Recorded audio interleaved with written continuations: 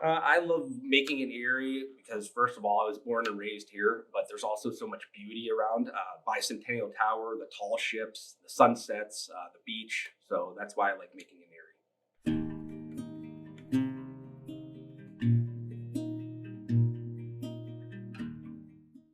Hello, my name is Brandon, and I work with orb photography, resin, and woodwork.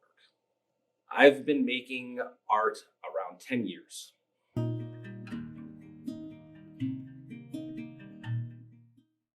I got into orb photography through my brother. Actually, he's a magician, and he had a crystal ball sitting at his house one day. So I asked him if I could borrow it to take some photos, and from there it just progressed. And I've been doing it for about 10 years now.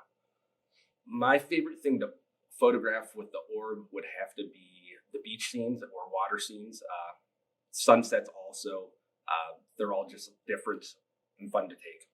A beginner would need for orb photography, an orb and a cell phone. Essentially, that's it. Just those two things. Tips for orb photography for beginners: just to mess around with different angles. A lot of people like to take just flat angles, so just to get perspective, different perspectives.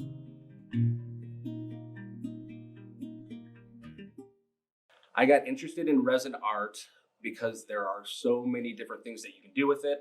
I saw somebody making a table the one day, and from there, I just started doing different types of resin art. The process to doing resin pieces is pretty simple. There's a two-part epoxy that you mix together, and then you can buy different molds, or you can pour it in wood, and you can add all different colors to it. To add color to your epoxy resin, you can use alcohol inks, mica powder, or you can use different kinds of paints to add color.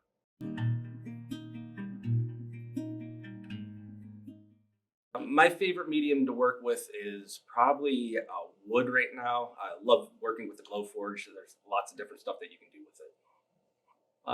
One of my favorite projects that I've made would probably be the bathymetrical maps that I've been making. They're layered maps of Lake Erie, but you can do all different kinds of lakes. Like I'm working on roaming shores right now in Ashtabula, Ohio, but those are definitely fun.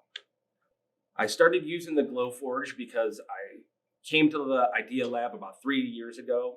Started using the 3D printer, and I heard they were getting the Glowforge in here, and it was something that I've heard of online. So once they got it in here, I hit the ground running and started doing tons of projects.